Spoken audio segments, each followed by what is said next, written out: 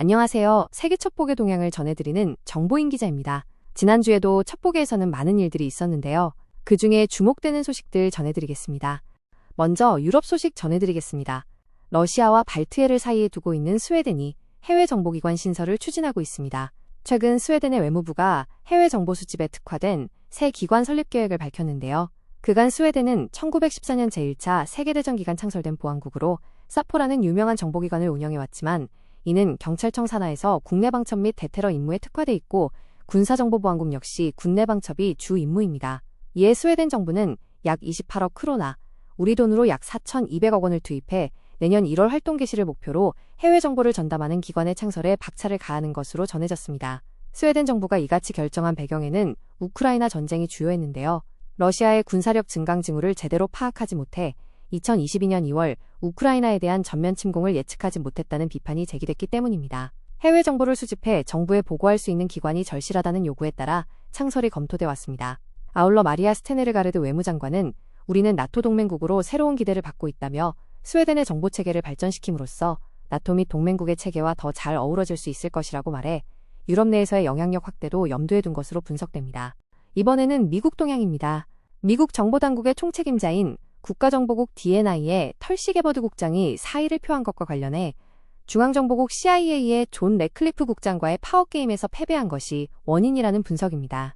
현지 22일 게버드 국장은 도널드 트럼프 대통령에게 제출한 사직서에서 고람 진단을 받은 남편을 돌보기 위해 6월 30일부로 공직에서 물러나겠다고 밝혔습니다. 이에 대해 도널드 트럼프 대통령은 우리는 그녀를 그리워하게 될 것이라면서도 불과 2주 만인 3일 국장 대행에 윌리엄 펄티 연방주택금융청장을 임명한다고 발표했습니다. 이처럼 게버드 국장의 공식적인 사의 배경은 가족 돌봄이지만 그간 백악관의 의사결정 과정에서 배제되거나 과거 제1정보기관의 영광을 재현하려는 CIA 존 래클리프 국장에 밀려 제 역할을 하지 못했다는 평가인데요. 실제 게버드 국장은 미국의 정보기관들을 관리하는 수장 중의 수장이지만 베네수엘라의 니콜라스 마두로 대통령 축출 작전을 시작으로 최근 이란 전쟁에 이르기까지 주요 결정 과정에서 배제됐던 것으로 전해졌습니다. 심지어 행정부 내에서는 국가정보국의 영문 약자인 DNI가 게버드 국장을 초대하지 말라는 의미의 Do not invite라는 비아냥까지 나올 정도로 입지가 좁아진 상황이었습니다. 이는 CIA의 래클리프 국장이 지난 마두로 축출 당시 루비오 국무장관과 함께 트럼프 대통령의 옆자리를 차지하고 신임을 과시한 것과는 상반된 모습인데요. 이와 관련해 미국 언론들은 DNI와 CIA는 최근 수년간 권한과 영향력을 두고 경쟁해왔으며 트럼프 이기 들어 갈등이 더 두드러졌다고 진단한 바 있습니다. 이런 상황에서 게버드 국장이 이란 전쟁과 관련해 트럼프 대통령이 공습 근거로 제시했던 임박한 핵 위협에 대해 그런 것은 없었다고 부정했고 미국과 이스라엘의 전쟁 목표가 완전히 일치하지는 않는다고 말하면서 트럼프의 영린을 건드렸다는 분석입니다. 이런 이유로 백악관 내부에서도 불만이 커졌으며 결국 이것이 사퇴 압박으로 이어졌다는 것입니다. 민주당 출신인 게버드 국장은 2024년 민주당을 탈당해 대선에서 트럼프를 지지한 후 지난해 2월 DNI 수장에 올랐지만 취임 1년 3개월여 만에 지휘봉을 내려놓게 됐습니다. 반면 게버드 국장의 사퇴로 향후 미국 정보공동체에서 CIA 그리고 래클리프 국장의 영향력은 한층 커질 것이라는 전망입니다. 아울러 DNI 국장 대행 지명자와 관련한 논란도 간단치 않아 보이는데요. 정보 업무 경험이 전무한 사모펀드 출신의 펄티 대행은 트럼프 2기 출범과 함께 주택금융청장에 올라 러티샤 제임스 뉴욕주 법무장관, 민주당 소속의 애덤 시프 연방 상원의원, 리사 쿡 연방준비제도 이사 등에 대한 주택담보대출 사기 혐의 고발을 주도한 트럼프 충성파입니다. 경력이 이렇다 보니 CIA, FBI는 물론 각 부처와 군의 정보조직을 총괄하는 국가안보의 핵심 요직에 정보 문외한을 발탁한 것에 여당인 공화당에서도 반발이 나오고 있습니다. 이에 대해 공화당 소속의 존 슌 상원 원내대표는 우리에게 필요한 건 전문가라며 펄티가 대행 꼬리표를 떼고 DNI 국장에 지명되려면 험난한 여정을 거치게 될 것이라고 경고했습니다. 게다가 트럼프 대통령은 향후 펄티가 DNI 국장 대행과 주택금융청장 등을 겸직할 것이라고도 밝혀 세계 최대 규모의 미국 정보체계는 전례 없는 시험대에 오르게 됐습니다. 다음은 국내 문제와 관련된 첩보사의 사례 짚어보겠습니다. 최근 정부가 호르무즈 해협 부근에서 공격받은 HMM 나무호 사건과 관련해 발사체를 이란산 누르 계열 대한미사일이라고 지목한 가운데 이란 측은 이스라엘의 이른바 가짜 깃발 작전이라는 주장을 굽히지 않고 있습니다. 발사체가 이란산인 것은 맞지만 발사 위치 등은 특정하지 못했기 때문인데요. 이란이 주장하는 가짜 깃발 작전이란 공격을 감행한 주체가 정체를 숨기고 적대국이나 제3국의 소행처럼 꾸며 전쟁의 명분을 조작하거나 상대를 고립시키는 위장 기만 전술입니다. 때로는 전쟁의 명분을 만들기 위해 자국 군대가 자국의 또 다른 군대나 시설을 공격하는 경우도 있습니다. 본래는 과거 해전에서 한 측의 선박이 중립국 등의 깃발을 개양해 상대를 안심시킨 뒤 불시에 공격하거나 적대국의 깃발을 꽂고 중립국 등을 공격해 누명을 씌운 데서 유래했으나 근래에는 방법이 다양하고 복잡해지고 있습니다. 실제로 첩보사에서 가짜 깃발 작전이 구사된 사례는 수없이 많은데요. 20세기 초 일본이 만주 침략의 명분을 만들기 위해 저지른 유조오 사건이 대표적입니다.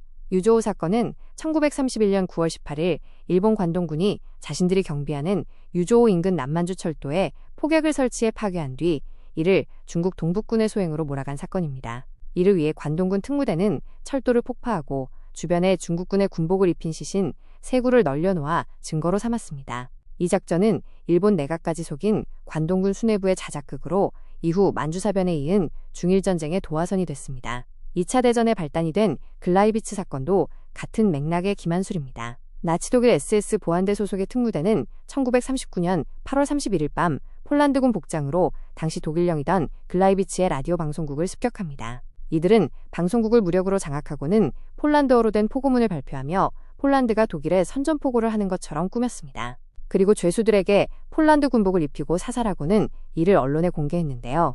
히틀러는 이 사건을 명분으로 다음 날인 9월 1일 새벽 폴란드를 전격적으로 침공하면서 2차 대전의 막이 오릅니다. 방법은 다르지만 베트남 전쟁의 단초가 된 tonkinman 사건도 여기에 속한다고 볼 수 있습니다.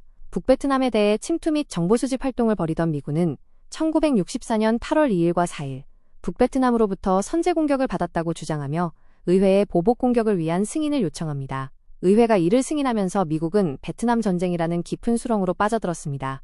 그러나 후에 당시 미 해군 함정이 북베트남 영해를 침범해 사실상 공격을 유도한 것으로 드러났고 더욱 4일에는 아예 공격을 받지 않았음에도 공격을 받은 것처럼 꾸민 조작된 정보로 의회의 승인을 받아낸 것으로 확인됐습니다. 이와 함께 윤석열이 저지른 지난 12.3 내란 당시 국군정보사령부가 블랙 요원들에게 북한군 군복을 입혀 국군은 물론 심지어 주한미군을 공격하고 국내 공항 및 미사일 기지 등 주요 시설을 파괴해 전쟁을 유도하려 했던 계획도 이에 속합니다. 한편 이란 측이 HMM 공격 사건을 이와 같은 가짜 깃발 작전으로 의심하는 이유는 이스라엘이 그간에도 이런 맥락의 작전을 자주 벌여왔고 특히 지난 17일 발생한 아랍에미리트의 바라카 원전에 대한 드론 공격은 공격 주체가 여전히 불명확한 탓입니다.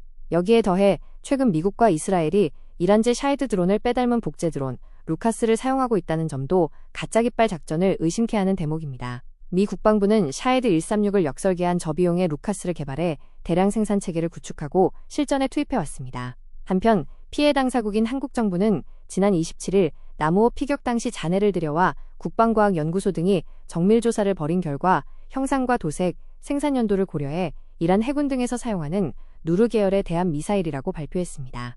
다만 누르 대함 미사일이 이란 해군과 혁명수비대, 친이란 세력이 사용하고 있다고는 해도 시리아 등지에 있는 친이란 세력에도 널리 퍼져 있어 이란에 적대적이고 전쟁이 지속되는 것이 이득인 이스라엘 등이 미사일과 부품을 입수해 공작을 벌였을 가능성도 여전히 남아 있습니다.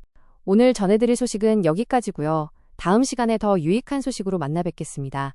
소식이 유익하셨다면 좋아요, 댓글, 구독 부탁드립니다. 감사합니다.